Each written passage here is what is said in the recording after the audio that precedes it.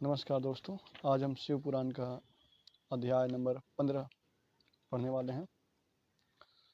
तो चलिए शुरू करते हैं बिना विलंब किए। श्री गणेशाय नमः।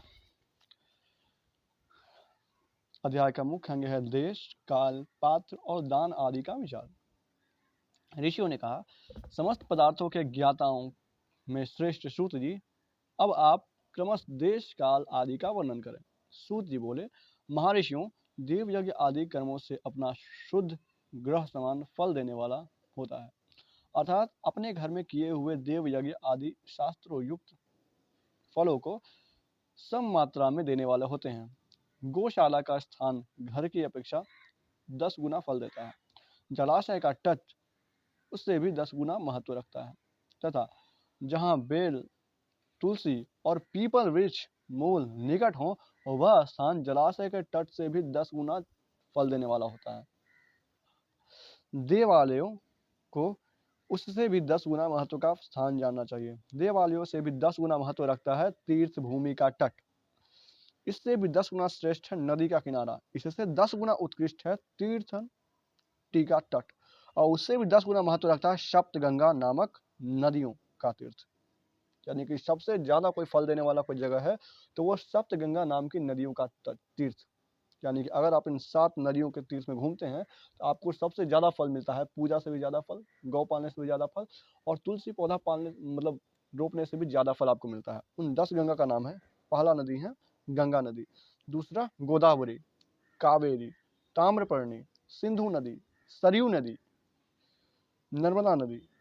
इन 7 नदियां ऐसे हैं जिनका मतलब तीर्थ में जाना बहुत ज्यादा शुभ होता है।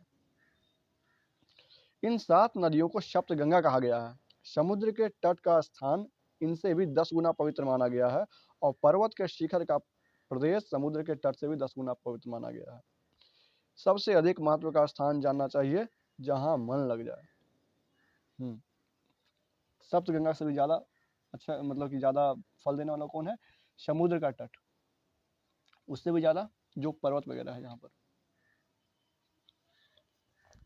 यहाँ तक देश का वर्णन हुआ है। अब काल का तारतम्य बताया जाता है। सतयुग में यज्ञ आदि दान कर्म पूर्ण फल देने वाला होता था, ऐसा जानना चाहिए। त्रेता युग में इसका 3/4 फल मिलता है। द्वापर सदा आधे ही फल मिलने प्राप्त कही गई है। कलयुग में 1/4 ही फल की प्राप्ति समझनी चाहिए, और आधा कलयुग बीतने पर चौथाई फल भी 1/4 कम हो जाता है। शुद्ध अंतकरण वाले पुरुष को शुद्ध एवं पवित्र दिन सम फल देने वाला होता है। विद्वान पुरुष सूर्य संक्रांति के दिन किया हुआ सत्कर्म पूर्वोक्त शुद्ध दिन की अपेक्षा 10 गुना फल देने वाला होता है, यह जानना चाहिए। उससे भी 10 गुना महत्व उस कर्म का है जो विशुभ नामक योग में किया जाता है। विशुभ यानी कि विशुभ एक योग है, उस योग में दान पुण्य किया हुआ बहुत ज्यादा फल मिलता है। दक्षिणायनन आरंभ होने के दिन अर्थात कर्ककी संक्रांति में किए हुए पुण्य कर्म का महत्व विशुभ से भी 10 गुना माना जाता है। उससे भी 10 गुना मकर संक्रांति, और उससे भी 10 गुना चंद्र ग्रहण किए हुए पुण्य का महत्व है। सूर्य ग्रहण का समय सबसे उत्तम है। सूर्य ग्रहण के दिन भी कोई पुण्य फल आप कर सकते हैं, पूजा पाठ वगैरह या दान पुण्य कर सकते हैं।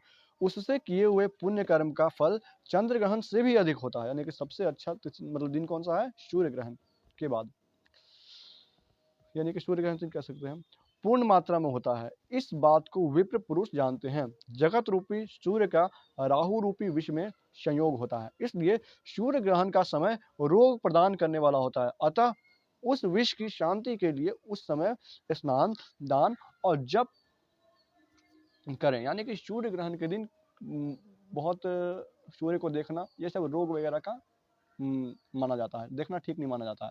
उन सब चीज़ों से दूर रखने के लिए हमको और शुद्ध होने के लिए और ज़्यादा फलदायी होने के लिए हम सूर्य ग्रहण के दिन दान करते हैं या पूजा पाठ करते हैं, वो शुभ होता है। वह काल विश्व की शांति के लिए उपयोगी होने के कारण पुण्यप्रद माना गया है। जन्म नक्षत्र के दिन तथा व्रत की पूर्ति के दिन का समय सूर्य ग्रहण को ही समान ही समझा जाता है, परंतु महापुरुषों के शंका संघ का काल करोड़ों सूर्य ग्रहण के समान पावन है, ऐसा ज्ञानी पुरुष जानते हैं। तपोनिष्ठी योगी और ज्ञाननिष्ठी यति ये पूजा के पात्र हैं, क्योंकि ये पापों के नाश के कारण है। जिनसे 24 लाख गायत्री जप कर लिया हो, यानी कि जिन्होंने 24 लाख गायत्री जप कर लिया हो, वह ब्राह्मण भी पूजा का उत्तम पात्र है। वह संपूर्ण फलों और भोगों को देने में समर्थ है, जो पतन से त्राण करता है, अर्थात नरक में गिरने से बचाता है। उसके लिए ही गुण के कारण शास्त्र में पात्र शब्द का प्रयोग होता है। वह दाता का पातक से त्राण करने के कारण पात्र कहलाता है। गायत्री अपने गायक का पतन से त्राण करती है, इसलिए वह गायत्री कहलाती है।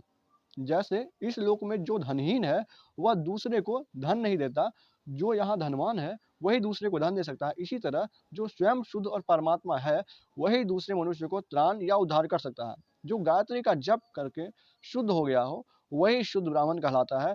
इसलिए दान, जप, होम और पूजा सभी कर्मों के लिए वही शुद्ध पात्र है। ऐसा ब्राह्मण ही दान और रक्षा करने का पात्रता रखता है। मतलब जो 24 लाख गायत्री जप कर लेता है वह एक असल में विप्र कहने लायक है, यानी कि असल ब्राह्मण कहने लायक है। स्त्री हो या पुरुष, जो भी भूखा हो वही अन्नदान का पात्र है। जिसको जिस वस्तु की इच्छा हो उसे वह वस्तु बिना मांगे दे दी जाए तो दाता का उस दान का पूरा पूरा फल प्राप्त होता है। ऐसी महर्षियों की मान्यता है। जो सवाल या याचना करने के बाद दिया गया हो वह दान आधा ही फल देने वाला होता है। अपने सेवक को किया हुआ दान 1/4 फल देने वाला होता है। विप्रवरों, जो जाति मात्र से ब्राह्मण है और दीनतापूर्ण वृत्ति से जीवन बिताता है, उसे दिया हुआ धन का दान दाता को इस भूतल पर 10 वर्षों तक भोग प्रदान करने वाला होता है। वही दान यदि वेद वेता ब्राह्मण को दिया जाए तो वह स्वर्ग लोक में देवताओं के वर्ष से 10 वर्षों तक दिव्य भोग देने वाला होता है। शील और उच्च वृत्ति से लाया हुआ और गुरु दक्षिणा में प्राप्त हुआ धन, अन्य धन शुद्ध द्रव्य कहलाता है। उसका दान दाताओं को पूर्ण फल देने वाला बताया गया है।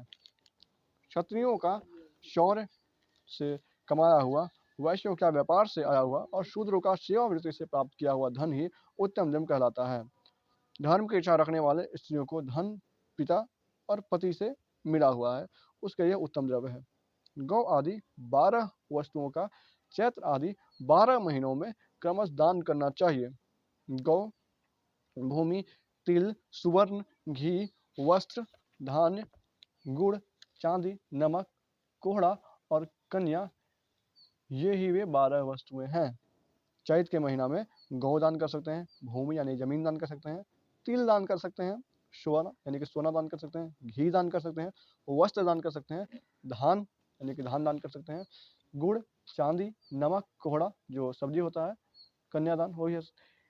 इनमें गोदान से कायिक, वाचिक और मानसिक पापों का निवारण तथा कायिक तथा पुण्य कर्मों की पुष्टि होती है। ब्राह्मणों, भूमि का दान इहलोक और परलोक प्रतिष्ठा की प्राप्ति कराने वाला होता है।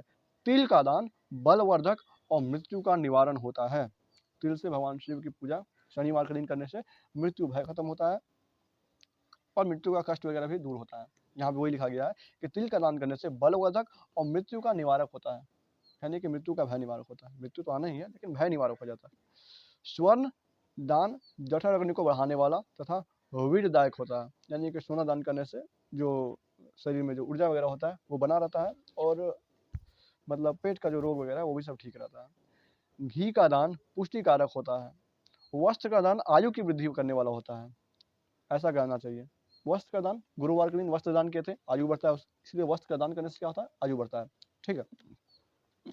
धान्य का दान अन्य धन की समृद्धि कारण होता है। गुड़ दान करना मधुर भोजन की प्राप्ति करने वाला होता है, गुड़ दान करने से हमको अच्छे से भोजन वगैरह मिलता रहे भगवान की कृपा से, वो होता है। चांदी का दान से वीर की वृद्धि होती है, यानी कि शरीर में ऊर्जा आता है। लवण का दान षड्रस भोजन की प्राप्ति कराता है। लवण का दान जो भी भोजन वगैरह है उसका प्राप्ति कराता है, कभी कमी नहीं रहेगी भोजन की। सब प्रकार का दान सारी समृद्धि सिद्धियां के लिए है। हुविज्ञ पुरुष कुष्मांड के दान को पुष्टिदायक मानते हैं। कन्या का दान आजीवन भोग देने वाला कहा गया है। ब्राह्मणों, वह लोक और परलोक में भी संपूर्ण भोग की प्राप्ति करने वाला है। विद्वान पुरुष को चाहिए कि वह जिन वस्तुओं के श्रवण आदि इंद्रियों की तृप्ति होती है उनका सदा दान करें। स्रोत आदि 10 इंद्रियों से जो शब्द आदि 10 विषय हैं उनका दान किया जाए तो वो भोगों की प्राप्ति कराने वाला है, तथा दिशा आदि इंद्रियां देवताओं की संतुष्ट करते हैं।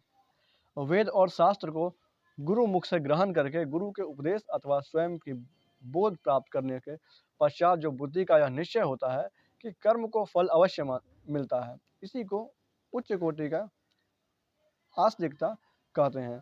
भाई बंधु अथवा राजा के भय से जो आस्तिकता बुद्धि या श्रद्धा होती है वह कनिष्ठ श्रेणी की आस्तिकता होती है, जो सर्वथा दरिद्र है। इसलिए जिसके पास सभी वस्तुओं का अभाव है वह वाणी अथवा कर्म द्वारा यजन करें। मंत्र, स्त्रोत और जप आदि का वाणी द्वारा किया गया यजन समझना चाहिए, तथा तीर्थ यात्रा और व्रत आदि को विद्वान पुरुष शारीरिक यजन मानते हैं। जिस किसी भी उपाय से थोड़ा सा या बहुत देवता अर्पण बुद्धि से जो कुछ भी दिया जाए अथवा किया जाए वह दान या सत्कर्म भोगों की प्राप्ति करने में होते हैं। तपस्या और दान ये 2 कर्म मनुष्य को सदा करने चाहिए, तथा ऐसा ग्रह का ध्यान करना चाहिए जो अपने वर्ण और मुख और सुख सुविधा से सुशोभित हो। बुद्धिमान पुरुष देवताओं की तृप्ति के लिए जो कुछ देते हैं वह अतिशय मात्रा में और सब प्रकार के भोग प्रदान करने वाला होता है। उस दान से विद्वान पुरुष इहलोक और परलोक उत्तम जन्म और सदा सुलभ होने वाला भोग पाता है। ईश्वर प्राप्त बुद्धि से यज्ञ, दान आदि कर्म करके मनुष्य मोक्ष फल का भागी होता है। इसी तरह हमारा 15वां अध्याय शिव पुराण का समाप्त होता है। अगला अध्याय अगले वीडियो में। ठीक है, धन्यवाद। जय श्री राम। नमस्कार दोस्तों।